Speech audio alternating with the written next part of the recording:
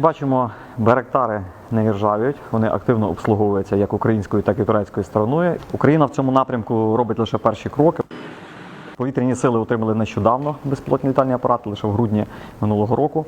І не пройшло вже 3 місяців, як ми провели першу бойову роботу в небі, першу льотну підготовку. Ми розпочали спочатку справ руління пробіжки. Сьогодні вже ми приступили до виконання планових польотів за програмою підготовки зовнішніх пілотів. Поступово будемо ускладнювати завдання, будемо переходити до польотів на полігон і завершиться бойова підготовка допуском зовнішніх пілотів до виконання бойових завдань з застосуванням того озброєння, яке має цей дистанційно керований літальний апарат. Тренажер 100% ідентичний справжній кабіні управління. Польоти на тренажері на полігон також був прив'язаний до справжнього полігону.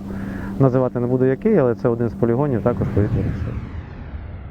За допомогою цих 2 джойстиків здійснюється наведення на ціль, і де відбувається зброс бомби. Оператор знайшов цель, наприклад, от він буде цель. Він її захватив цим джойстиком, навів, захватив. Він може докоректувати наведення снаряду. Він дуже є хорошим розвідником, з точністю вражає ціль з похибкою до 1 метра. В подальшому, думаю, будуть польоти по складніших вправах день-ніч. Ну і думаю, що скоро вийдемо на бойове застосування на полігоні. Цьому передувала низка подій, пов'язаних з погодженням деяких документів юридичного характеру. Деякі документи, які до цього не зустрічалися, ми просто-напросто з організацією польотів на БПЛА, які керуються пілотами. Ці безпілотні комплекси дозволяють в будь-який момент змінити маршрут, змінити ціль, змінити район пошуку, якщо це розвідка. Тому вони вимагають організації польотів схожої на організацію польотів на звичайних літаках. Тому я вважаю, що сказати, чому так довго, напевно, буде неправильно. Навпаки, я би сказав, що це досить швидко і досить оперативно. Що лише за неповних 3 місяці ми вже приступили до бойової підготовки пілотів виконанням реальних польотів. З боку турецької сторони був такий приємний сюрприз. Згідно контракту, вони повинні нам були поставити ці комплекси аж лише в травні цього року. Але із-за відношення до того, що відбувається в Україні, і із-за підтримки турецької сторони, вони надали ці комплекси набагато раніше, чим повинні були зробити. Так що, скажімо так, ми трошки випереджаємо навіть ті умови, які прописані в контракті.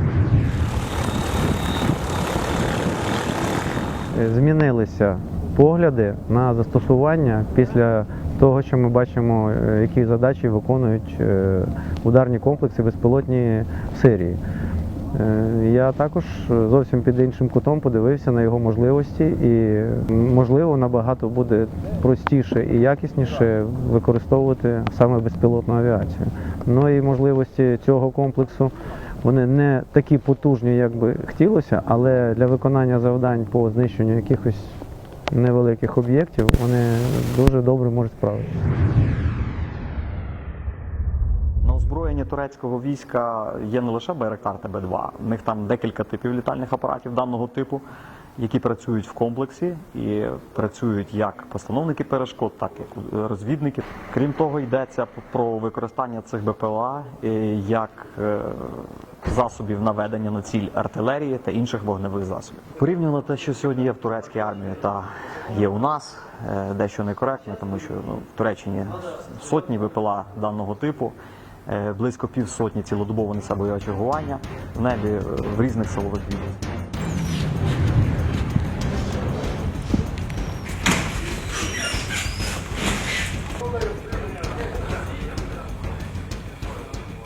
Можливості цього комплексу, а також можливості станції управління дозволяють як розмістити, так і застосувати цей комплекс, абсолютно не обмежуючись кордонами якогось аеродрому або якогось району. Будь-який район, ми маємо і оперативні аеродроми, Ми маємо площадки підготовлені для зльоту і посадки. Тобто я не бачу обмежень взагалі, де це буде, чи ближче до лінії розмежування, або це там чи західні кордони наші. Абсолютно немає різниці. Літак, як ви бачите, по розмірах і по його там колесах досить компактний, невеликий.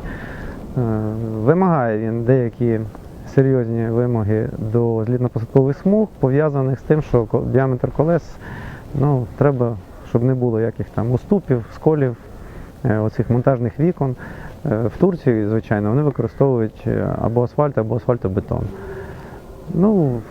На цьому аеродромі, на якому ми зараз знаходимося, виконані ряд робіт інженерно-аеродромних, залиті шви, залиті монтажні вікна для того, щоб уберегти від поломки шасі.